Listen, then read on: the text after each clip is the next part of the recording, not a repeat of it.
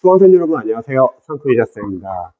유튜브 댓글로 저에게 질문 남겨주신 수강생들 계셔가지고 제가 동선 답변 한번 드려볼게요. 한번 보겠습니다. 소방구급 공무원 준비 시작한 공부 노베이스 동시생입니다. 지금 소방제 준비하시는 수강생분이시네요. 영어 공부 계획을 짜려고 유튜브에서 공부법들을 듣고 있는데 다들 공부법들이 너무 다릅니다. 맞아요. 자, 누구는 문법은 아예 하지 말라고 하고 어휘랑 독해만 팔아 하고 또 누구는 문법이 튼튼해야 붙을 수 있다고 하고 어떻게 해야 할까요? 자, 관련돼서 제가 좀 조언을 좀 드려볼게요. 이제 수험생분들이 참 애매한 게 공부를 할 때 각 과목별로 강사님들이 계시는데 강사님들이 이제 각 과목별로 공부 방법을 다 알려줌에도 불구하고 그걸로 공부하지 않고 다들 유튜브나 여러 가지 매체를 통해서 공부법을 다시 또 찾아봅니다. 강사님들이 각 과목별로 공부 방법을 알려줘도 수험생들이 그 방법들을 잘 안 하는 이유는 저는 약간 이렇게 생각해요. 강사님들이 자신의 과목에 대해서는 잘 아는데 다른 과목에 대한 이해가 없기 때문에 너무 무리하게 또는 이상적이게 조언을 준다는 거예요. 그러면 그 방법대로 한다고 하면은 그 공부하는 과목은 저도 잘 나올 수 있으나 다른 과목이 밀릴 수 있고 그래서 불안하다는 거죠. 그래서 유튜브로 찾아봐요. 저 같은 경우는 좀 미리 알려드리면 제가 오랫동안 이제 공패스 클래스를 운영하면서 수험생들을 전과보고 다 상담을 하고 또 저 또한 여러 가지 시중에 있는 공부법 책들 그리고 공부법과 관련된 동영상들 유튜브 많이 참고해 봅니다. 자, 여기서 제가 참고하는 이유는 뭐냐면요. 제가 상담이 부족해서 참고하는 게 아니라 수험생들은 다들 베이스도 다르고 언어 감각도 다르고 기반도 달라요. 그러면 그에 맞춰가지고 맞춤형 상담을 해야 합니다. 그런데 제가 다양한 공부법 책들과 또는 공부법 동영상, 여러 강사님들의 뭐 강의 영상이나 그런 걸 봤을 때, 좀 우려되는 점들이 많았어요. 우선 첫 번째, 뭐 합격생분들 같은 경우는 단기 합격생분들 계시잖아요. 또는 오랜 수험 기간 동안에 공부하셔서 이제 수험 기간이 좀 오래 걸려가지고 붙은 장수생분도 계실 겁니다.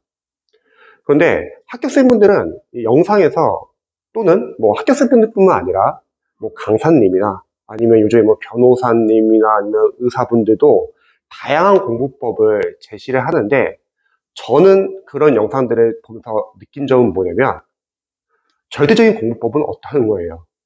수험생분들의 베이스나 기본 실력이나 언어 감각이나 뭐 주어진 상황 다 다르기 때문에 그런데 그러한 공부법이나 공부법 관련된 책을 보면은 두 분류로 나뉘세요.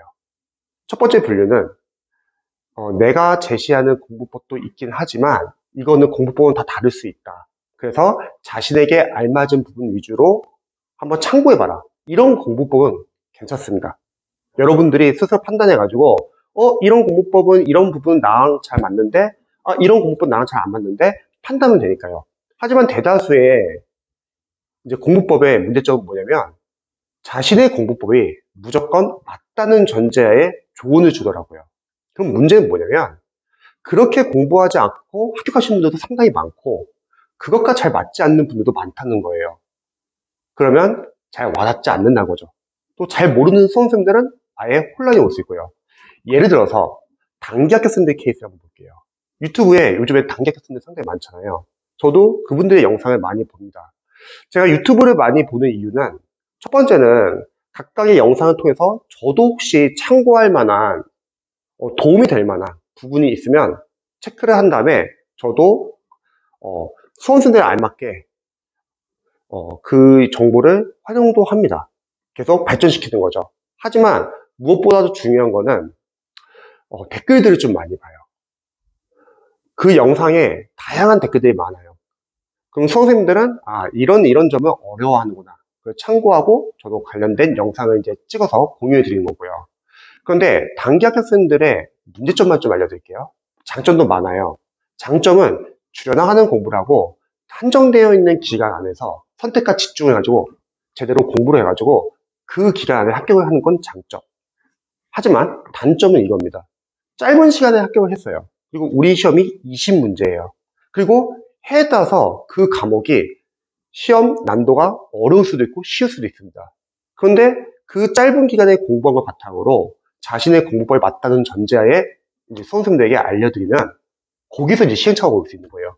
첫 번째, 난도가 달라질 수도 있는 거고, 두 번째, 20문제 시험에서는 점수로 고점 맞았다고 해서 그 과목을 잘하는 건 아니거든요. 왜냐면 시험은 상대적인 거라서 어렵게 된다면 그런 단기 합격생들도 당연히 점수가 안 나올 수도 있고 떨어질 수도 있는 거예요. 그래서 너무 빠른 시기에 붙은 수험생들의 또 다른 특징은 이제 제가 들었을 때는 다들 베이스가 있어요. 여기서는 뭐 과목별 베이스가 아니라 하더라도 공부하는 습관, 다들 공통점이 있어요. 영어는 일단 다 노베이스가 아닙니다. 영어가 베이스가 있으면 단기 합격이 충분히 가능해요. 그리고 엄청난 시간에 집중을 합니다. 이게 잘 생각해야 될 게 일반 수험생분들은 그렇게 못하는 학생들이 대다수예요. 공부하는 어떠한 습관, 의지 이런 것도 무시 못하거든요. 그래서 이 단계 합격생이 이렇게 합격했으니까 나도 이렇게 해봐야지 뭐 이런 거는 참고할 수 있는데 베이스가 아예 다를 수도 있고 공부 습관이 다를 수도 있고 국어, 영어, 한국사, 수능 기반이 다를 수가 있습니다. 특히 단기 합격생들은 요즘에 뭐 전자책이나 유튜브 구독자 올리 참 좋잖아요. 노베이스 단기 합격. 근데 제가 봤을 때는 그 짧은 기간에 저렇게 계획을 세우고 저렇게 공부하는 거는 노베이스가 아닌데 그런데 다들 노베이스 기준이 다르니까 그리고 상당히 핫한 키워드죠. 그래서 이런 거는 약간 유의해야 합니다. 또 마찬가지로 합격생들 중에서 오랜 기간 장수생, NC생이 나오죠. 오랜 기간 공부해서 합격하신 분들 계세요. 그런 분들의 영상을 봤을 때 장점은 공감대가 있어요. 많이 시행착오를 해보고 떨어져 보기도 하고 근데 그분들의 영상을 봤을 때도 마찬가지로 우려되는 점이 있는 게 많은 양을 공부했어요. 수험 기간이 길었기 때문에. 그래서 영상에서 보면 많은 양을 공부하도록 합니다. 이건 또 반대로 단기 합격생들과 대치되는 거죠. 그래서 이런 거는 여러분들이 잘 참고를 하셔야 돼요. 또한 강사님들의 공부법. 강사님들의 공부법은 좀 우려되는 부분이 자신의 과목에 대해서는 잘 아나 다른 과목에 대한 이해가 없으신 분들이 많이 계세요. 그래서 너무 무리한 계획을 세우게 하거나 너무 완벽한 계획을 세우게 합니다. 그럼 그 과목은 점수가 나올 수 있으나 다른 과목이 밀릴 수 있어요. 잊지 마세요. 우리 수험생분들은 5과목을 학교점 넘겨야 돼요. 특정 과목을 너무 열심히 하거나 특정 과목을 너무 완벽하게 하려고 하면 자연스럽게 다른 과목이 밀립니다. 그러면 열심히 한 과목은 점수가 잘 나올 수 있는데 밀린 과목은 점수가 안 나서 떨어질 수 있다는 거죠. 그러니까 강사님들이 타 과목에 대한 이해가 별로 없으신 점, 이 점 약간 유의하셔야 합니다. 변호사나 그리고 의사 이런 공부법, 저는 생각했을 때 그 공부법 봤을 때는 좋은 내용도 많은데 또 공무원과 안 맞는 내용도 많아요. 첫 번째, 뭐 사시나 이런 경우 같은 경우는 상위 시험이죠. 그 상위 시험을 9급과 7급에 적용하는 게 뭐 7급까지는 그래도 과목이 얼추 비슷해서 맞을 수도 있지만 9급은 아예 다른 게 국어랑 영어가 저희는 있잖아요. 애매하다는 거예요. 그리고 두 번째는 상위 시험 공부법이 무조건 하위 시험에 맞지 않는 경우도 많습니다. 저를 예를 들게요. 저는 대학 편입을 합격을 했어요. 그리고 편입 영어 강의를 하면서 공무원 이제 강의를 하는데 편입 영어가 공무원 영어보다 더 상위 시험이거든요. 영어 자체를 봤을 때는. 근데 절대 편입 영어 공부했던 방식으로 공무원 영어를 공부하라고 해서는 안 됩니다. 그런데 변호사나 사시나 또는 뭐 의사, 공부법 이런 걸 보면은 상위 시험에서 공부했던 방법을 그대로 공무원에 적용시키려는 경우가 있으니까 안 맞는 경우도 많더라고요. 그래서 정말 다양해요. 공부법이라는 거는 결론적으로 말하자면 절대적인 공부법은 없다. 왜냐면 수험생분들 개개인이 다들 달라요. 그러면 수험생들이 참고는 하시되 이 공부법에서 이런 부분은 나랑 잘 맞으니까 요거는 한번 활용해 보고 이 공부법에서 이런 부분은 나랑 잘 안 맞으니까 이거는 활용하지 말자. 이렇게 여러분들이 선별을 해야 합니다. 그게 힘드신 분들은 그냥 전문적인 상담을 그냥 받으신 걸 저는 추천드립니다. 자, 그럼 질문 주신 거 한번 답변 한번 드려볼게요. 영어 공부 계획 짜려고 유튜브에서 공부법들을 듣고 있는데 다들 공부법들이 너무 다릅니다. 왜냐면 다들 다 다른 상황에서 합격하고 다들 베이스가 다르니까요. 누구는 문법은 아예 하지 말고 어휘랑 독해만 파라고 하고 이 케이스는 문법은 어느 정도 실력이 있으니까 그분은 어휘랑 독해를 열심히 해가지고 점수가 잘 나온 케이스겠죠. 중요한 거는 문법에 원래 기반이 있거나 또는 문법이 기반이 없는데 소방 영어를 합격했다? 그럼 소방 영어 문법 자체가 많이 안 나오니까 찍은 게 맞을 수도 있고요. 그렇게 해서 조언을 준 걸 수도 있습니다. 합격수기라는 걸 딱 보면요. 그런 게 있어요. 자신이 시행착오한 거를 성공의 요인을 생각하고 조언해 주신 분들 많이 계십니다. 그거 약간 유의해야 돼요. 그리고 누구는 문법이 튼튼해야 붙을 수 있다고 합니다. 어떻게 해야 할까요? 영어 강사인 제 입장에서는 저는 문법이 너무나 중요해요. 소방 영어도 마찬가지고 공무원 영어도 마찬가지예요. 그 이유는 문법이라는 거는 수험생들이 단순하게 문법 문제를 맞추기 위해서 공부하는 건 아니에요. 그러기엔 양이 많죠. 그게 아니라 독해를 잘하기 위해서입니다. 독해를 잘하기 위해서는 여러분들이 문장을 읽을 수 있어야 돼요. 하나의 문장 안에는 어휘, 어법, 구문이 있다고 저는 생각을 합니다. 그러면 결국은 어휘는 여러분들이 계속 꾸준히 보면 되지만 어법과 구문은 다시 문법으로. 왜? 문법이라는 거는 여러분들이 독해를 읽기 위한, 문장을 읽기 위한 문법이에요. 그래서 문법을 잘하시는 분들은 독해 문장을 해석을 잘하시고 문장 구조 분석도 잘하시고요. 문법을 못하시는 분들은 문장을 해석을 못하고 감으로 독해라고 감독해. 그 문장 구조 분석을 못합니다. 그래서 저는 문법은 중요하다고 생각해요.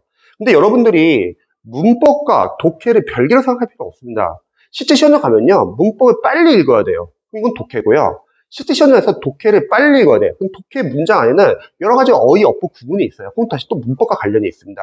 즉 문법 교재를 공부할 때도 문법 문제만을 맞추기 위해서 공부하기보다는 그 문법 안에 있는 다양한 어법, 구문, 예문 좋잖아요. 짧잖아요. 짧은데 관련된 문법이 다 들어가 있잖아요. 해설 연습을 하세요. 그게 바로 기초 독해 연습입니다. 그래서 영어 강사로서는 문법도 중요합니다.